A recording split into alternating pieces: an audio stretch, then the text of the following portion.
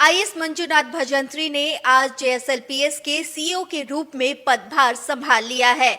आते ही वो action mode में नजर आए। उन्होंने यहां के अधिकारियों के साथ मीटिंग की और कई इंपॉर्टेंट दिशा निर्देश भी दिए। चलिए आज उनसे हम बात करते हैं और जानते हैं कि जो हमारे सीएम है हेमंत सोरेन जी, उनकी जो सोच है महिलाओं को सशक्त करने की, उसको जेएसएलपीएस धरातल पर लाने का काम करता है और उसे लेकर किस तरह की सोच रखते हैं मंजूनाथ भजंत्री जी, कैसे उसको आगे ले जाएंगे और कैसे उसको धरातल पर लेकर आएंगे, इसके बारे में हम उनसे बात करते हैं और जानते हैं आगे की योजनाओं के बारे में। धन्यवाद मंजूषा जी। आज हमने सीईओ जेएसएलपीएस का प्रभार लिया है और एक जेएसएलपीएस बहुत ही मोस्ट इम्पोर्टेंट डिपार्टमेंट है, खासकर ग्रामीण इलाके के लिए और महिलाओं के लिए। और हमारे माननीय मुख्यमंत्री महोदय जी का जो एक विजन है और चाहते हैं कि हमारे जो जेएसएलपीएस से जुड़े हुए 32 लाख से भी अधिक महिलाएं जो और 2,90,000 महिला स्वयं सहायता समूह जो वुमेन एसएचजीज है वो जुड़े हुए हैं। उनके माध्यम से हम लोग पूरा एक रूरल इकोनॉमी जो है हमारे ग्रामीण अर्थव्यवस्था को बदला जा सकता है।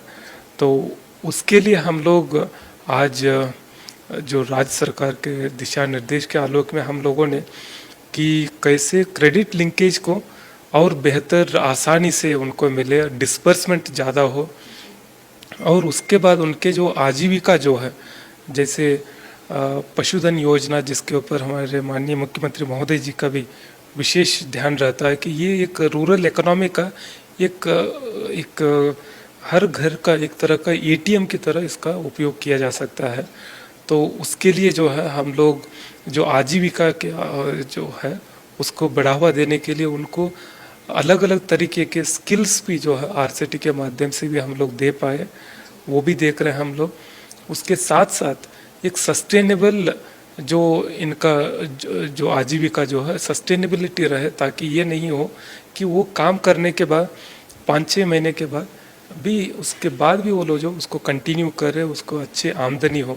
उसके लिए हम लोग मार्केट लिंकेज पर भी फोकस कर रहे हैं कि वो ऐसे चीज़ों को में काम करे जिसमें मार्केट में उसका डिमांड हो और वो लगातार चलते रहे। तो उस तरह के जो ट्रेड्स है उसका भी हम लोग स्किल ट्रेनिंग और उस तरह के वो लोग जो छोटे जो उद्यमी जो होते हैं उस तरह के वो लोग काम करें। और विशेषकर झारखंड के महिलाएं जो है बहुत ही परिश्रमी और एक क्रिएटिव है और बहुत कम कैपिटल पर भी वो लोग अच्छे काम कर सकते हैं और अच्छे आमदनी ले सकते हैं। और जेएसएलपीएस जो पलाश ब्रांड के माध्यम से भी जो जानती है, इसके माध्यम से राज्य सरकार की माननीय मुख्यमंत्री महोदय जी की जो विजन है कि ये 32 लाख महिलाएं जो है और भी लोग जुड़ेंगे। ये लगभग 30,000 गाँवों में, हर गांव में, हर लगभग टोले में भी हमारे महिला समूह के सदस्य उपस्थित है। उन सब के परिवार में जो है एक आर्थिक स्थिति बदलाव हम लोग ला सकते हैं। आर्थिक स्थिति की बदलाव की आपने बात कही, लगभग 32.5 लाख महिलाएं इससे जुड़ी हुई है। पहले अगर हम लोग देखें तो महिलाएं जो होती थी वो घर पर रहती थी, काम करने नहीं जाती थी, डिपेंडेंट हो जाती थी।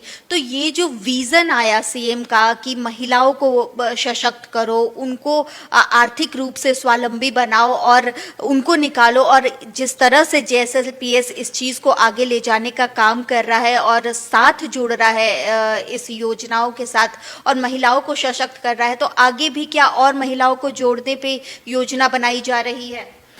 जरूर, निश्चित रूप से कि अभी भी कुछ महिलाएं होंगे जो अभी महिला स्वयं सहायता ग्रुप जो है वुमेन एसएचजीज में अभी जुड़े नहीं होंगे, तो उन सबको भी हम लोग जोड़ेंगे।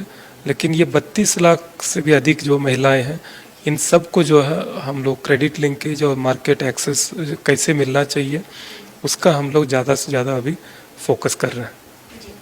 बिल्कुल, ये हमारे साथ थे मंजुनाथ भजंत्री जी, जिन्होंने बताया कि आगे किस तरह की योजनाएं हैं महिलाओं को सशक्त बनाने के लिए और किस तरह से सीएम हेमंत सोरेन के विजन को आगे ले जाने का काम कर रहा है JSLPS और किस तरह से आगे महिलाओं को सशक्त किया जाएगा। साथ ही साथ हमने ये भी जाना कि किस तरह के दिशा निर्देश उन्होंने अपने अधिकारियों को दिए हैं आगे के काम करने के लिए।